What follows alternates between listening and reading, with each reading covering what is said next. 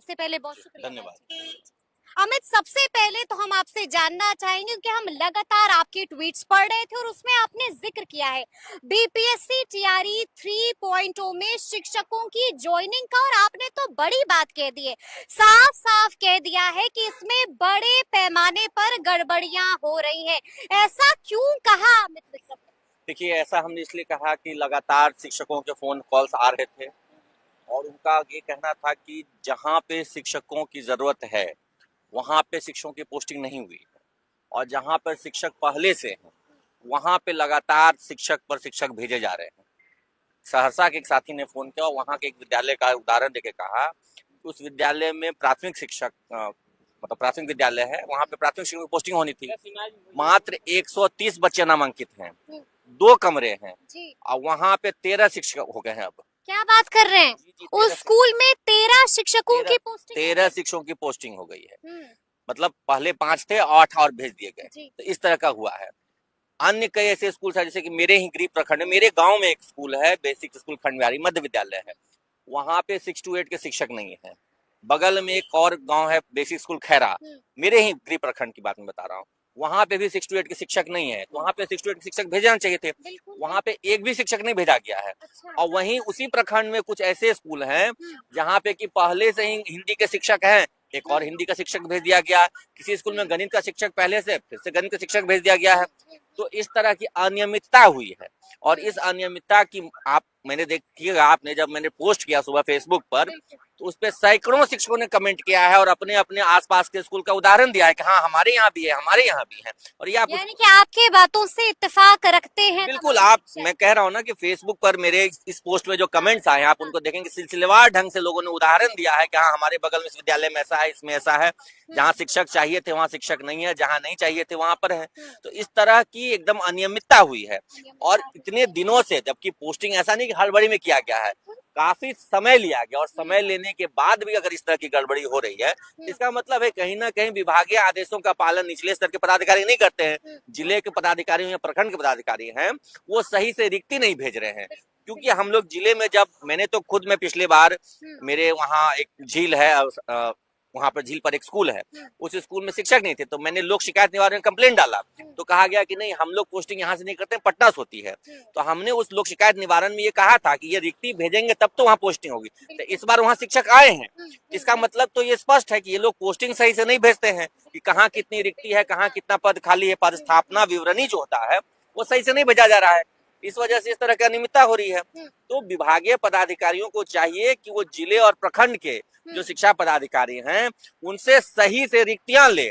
और अब तो मेरे ख्याल से इस शिक्षा कोष ऐप पर पूरा डेटा है, यूडाइस पर पूरा डेटा है कि कहाँ कितने बच्चे हैं, कितने शिक्षक हैं। आप बताइए ना, उस सहरसा के स्कूल में 130 बच्चों पर इतने शिक्षक कैसे चले गए? रेशियो मेंटेन होना चाहिए ना, 40:1 है, 35:1 है और 30:1 है। ये अलग अलग क्लास के लिए रेशियो बताया गया है। प्राथमिक विद्यालयों में 30:1 पर पोस्टिंग होनी है। तो यदि 130 बच्चे हैं तो अधिकतम वहाँ 5 शिक्षक होने चाहिए, वहाँ ज्यादा शिक्षक कैसे हो गए? और ऐसे कई सारे उदाहरण हैं यानी कि ये बड़ी लापरवाही है, बड़ी गलती है जी। इस पर ध्यान देना चाहिए। ये गलती नहीं कह लीजिए, ये घपलेबाजी है कहीं ना कहीं। घपलेबाजी जी जी जी, घपलेबाजी है। जिला स्तर के, प्रखंड स्तर के पदाधिकारी क्या करते हैं कि जो अपने चहेते विद्यालय होते हैं, जो शहर के नजदीक के विद्यालय होते हैं, वहां पे ज्यादा शिक्षकों की पोस्टिंग करवा देते हैं। बाद में फिर उनका ट्रांसफर, पोस्टिंग, डेपुटेशन का खेल चलता है। तो ये एक सुनियोजित साजिश के तहत ऐसा किया गया, ऐसा नहीं कि कोई मानवीय भूल हो गई है। कैसे कोई भूल कर सकता है? साजिश की बू आ रही है। बिल्कुल बिल्कुल साजिश है। और ये इससे वजह दिक्कत क्या हो रही है कि अभी कुछ ऐसे विद्यालय, जैसे एक मुंगेर में एक और स्कूल का मैं उदाहरण देता हूँ, मध्य विद्यालय है, मात्र 3 शिक्षक हैं। वहां पे तो विषयवार सब शिक्षक होने चाहिए, एक भी शिक्षक की पोस्टिंग नहीं की गई। और उस मध्य विद्यालय में से 3 में से एक शिक्षक रिटायरमेंट के एज पर है और एक शिक्षक का प्रधान शिक्षक में हो गया है। अब तो वो विद्यालय एकल शिक्षक हो जाएगा, तो फिर वहां पे डेपुटेशन के नाम पे खेल चलेगा। तो इस तरह के सुनियोजित साजिश के तहत ऐसा किया जा रहा है कि जिन विद्यालयों में शिक्षकों की जरूरत है वहां नहीं भेजा जा रहा है, जहाँ पहले से ज्यादा अनुपात से ज्यादा शिक्षक हैं वहीं पोस्टिंग कर दी जा रही है। वही पोस्टिंग कर दी जा रही है। अभी आपने जिक्र किया प्रधान शिक्षकों का, तो मेरा तुरंत ध्यान चला गया प्रधान शिक्षकों की पोस्टिंग का मामला भी हाई कोर्ट में चल रहा है। इस मामले में क्या कुछ अपडेट? जिसे इसमें काउंटर एफिडेविट सरकार की ओर से फाइल किया गया है। सरकार ने फाइल कर दिया है काउंटर एफिडेविट, क्या कहा है उसमें? काउंटर एफिडेविट में स्पष्ट तौर पर उन्होंने कहा है कि हम लोगों ने रिजर्वेशन कैटेगरी के अनुसार पोस्टिंग की है, कोटिवार सीटों की उपलब्धता और चयनित अभ्यर्थियों की संख्या भी बताया है, और स्पष्ट कहा है कि जिनका ऐच्छिक जिला नहीं मिल सका है वो इस वजह से नहीं मिला है कि वो किसी खास कैटेगरी में रहे होंगे, लेकिन उनका चयन जनरल कैटेगरी में हो गया है। कोई बीसी के हैं, एससी के हैं या ईडब्ल्यूएस के, उनका चयन हो गया जनरल कैटेगरी में, तो उनकी पोस्टिंग जनरल कैटेगरी के सीट पर ही की जाएगी। तो जिला के आरक्षण रोस्टर का पालन करने की बात कही गई है। और खास बात यह है कि इन लोगों ने जो केस किया था उसमें सुप्रीम कोर्ट के एक न्यायाधीश का हवाला दिया था, Ramesh Ram versus state of किसी राज्य सरकार के विरुद्ध था, तो उसको ये बताया है कि ये उससे अलग मामला है। जी, इसमें स्पष्ट कहा है शिक्षा यानी विभाग। कि आप कह रहे हैं कि याचिकाकर्ताओं ने सुप्रीम कोर्ट के आदेश का हवाला दिया था, उसको शिक्षा विभाग ने सिरे से खारिज कर दिया है और कहा है कि वो जो केस था वो अलग था। वो कैडर एलोकेशन को लेकर के था कि एक मेरिट लिस्ट बनने के बाद कैडर दिए जाने की स्थिति में वो जो नियम है उसका पालन होता है, लेकिन यहाँ पे कोई अलग कैडर नहीं है, एक ही संवर्ग है, एक ही कैडर है और इसमें सिर्फ पोस्टिंग की जा रही है। पोस्टिंग में इस तरह का कोई नियम नहीं है, अपने हिसाब से हम लोग पोस्टिंग कर रहे हैं। और यहाँ तक कि उन्होंने ये भी सरकार ने कहा है कि सभी पास किए गए अभ्यर्थियों शिक्षकों के हित में सबसे सही यह प्रक्रिया है, इसी का हम पालन करेंगे। इसी का हम पालन करेंगे। लेकिन सवाल यहाँ पर ये भी उठ रहा है अमित कि इस मामले में अगली सुनवाई कब? देखिए, अगली सुनवाई के लिए दोनों पक्ष, क्योंकि याचिकाकर्ता भी चाहते हैं कि उनकी पोस्टिंग जल्द से जल्द हो जाए और जो अन्य शिक्षकों का दबाव भी है, लगातार हम लोग याचिकाकर्ताओं पर दबाव भी बना रहे हैं कि आप लोग भी अपनी ओर से रिजॉइंडर फाइल कीजिए। उन्होंने भी रिजॉइंडर फाइल कर दिया है। सरकार से के मंत्रियों से भी मुलाकात हुई थी हमारे प्रतिनिधियों मंडल की, उन्होंने भी मिलकर के यही कहा है कि जल्द से जल्द सुनवाई करवाई जाए। और मुझे लगता है कि अगले सप्ताह में, चूंकि इस सप्ताह के बाद फिर गर्मी छुट्टी हो जाएगी 1 महीने के, इसीलिए इसी सप्ताह यानी कि सोमवार से जो शुरू हो रहा है उसमें सुनवाई हो जानी चाहिए और एक निर्णय भी आ जाएगा, क्योंकि सरकार के आने वाले सप्ताह में सुनवाई हो जाएगी। बिल्कुल बिल्कुल पूरी तैयारी है सरकार की ओर से भी। और याचिका पोस्टिंग का मामला अटकेगा तो नहीं ना? अब देखिए, सरकार तो पूरी तैयारी में है कि मामला निपट जाए उसी दिन, नहीं भी निपटे कम से कम पोस्टिंग पर से जो रोक लगी है वो हटा दी जाए। जो 48 याचिकाकर्ता हैं उनकी पोस्टिंग बाद में होगी, लेकिन अन्य सभी की पोस्टिंग कर दी जाए, ऐसी सरकार तैयारी में है। ऐसी तैयारी कर रहा है सरकार, ऐसी तैयारी में है सरकार। लेकिन हम आपसे ये भी जानना चाहेंगे, क्योंकि मैंने शुरू में ही कहा कि आपने अपने ट्वीट में कई बातों का जिक्र किया है।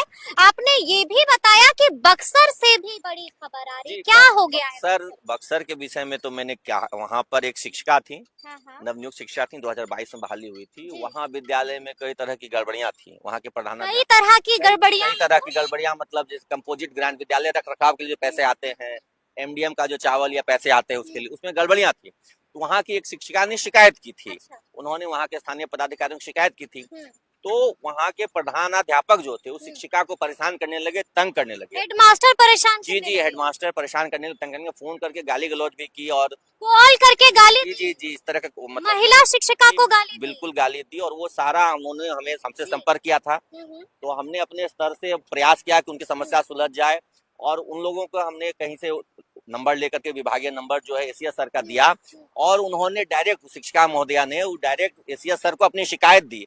और उसके बाद वहाँ के स्थानीय पदाधिकारियों द्वारा हेडमास्टर को निलंबित किया गया है। और जो प्रखंड शिक्षा पदाधिकारी निलंबित हो गए हैं, बिल्कुल आज गिर गई है, निलंबित हो गए हैं। और जो प्रखंड शिक्षा पदाधिकारी हैं वहाँ पर उनको भी शोकॉज किया गया, क्योंकि उनकी शिकायत की गई थी, लेकिन प्रखंड शिक्षा पदाधिकारी ने झूठा रिपोर्ट बना करके सारे मामले को दबाने का प्रयास किया था। तो एसीएस महोदय का इस पर धन्यवाद भी देना चाहूंगा कि शिक्षकों की समस्या को इतनी सीरियसली ले रहे हैं। तुरंत कार्रवाई की है, तुरंत कार्रवाई की है और हेडमास्टर निलंबित हो गए हैं। बीओ को भी शोकॉज किया गया है और उम्मीद है कि उन पर भी कार्रवाई होगी। वो भी नप सकते हैं। क्या लगता है ट्रांसफर पोस्टिंग वाली अगली लिस्ट कब जारी होगी? देखिए, ट्रांसफर पोस्टिंग का मामला थोड़ा पेचीदा है, क्योंकि अभी तक पुरुष शिक्षकों का आया नहीं है और केवल महिलाओं का, दिव्यांगों का आया है। तो पुरुषों का भी आना बाकी है। पुरुष लिए इसलिए परेशान है, वो भी लगातार सोशल मीडिया पे डिमांड कर रहे हैं कि सबकी पोस्टिंग एक साथ हो। साथ ही साथ एक जिले के अंदर ही क्योंकि जिला भी कोई कोई 100 किलोमीटर के दायरे में है, कोई 80 किलोमीटर, उसमें भी बहुत दूर दराज में पोस्टिंग है। वो लोग भी लगातार सोशल मीडिया पर अपनी मांग कर रहे हैं कि हमारी पोस्टिंग क्या का। लग रहा है अगली लिस्ट कब तक? देखिए, मुझे तो थोड़ा सा डाउट है हम्म। कि इस महीने में पोस्टिंग हो पाएगी। डाउट है कि इस महीने में पोस्टिंग हो जी, पाएगी, बड़ी बात कह जी दी मुझे है। डाउट है, क्योंकि हाँ। देखिए अभी तक पुरुषों का ट्रांसफर का जिला आवंटन नहीं हुआ है। बिल्कुल, बिल्कुल। जिले के अंदर में जिनको ट्रांसफर चाहिए उनका क्या होगा, इस पर कोई अभी तक यहाँ से नीति निर्देश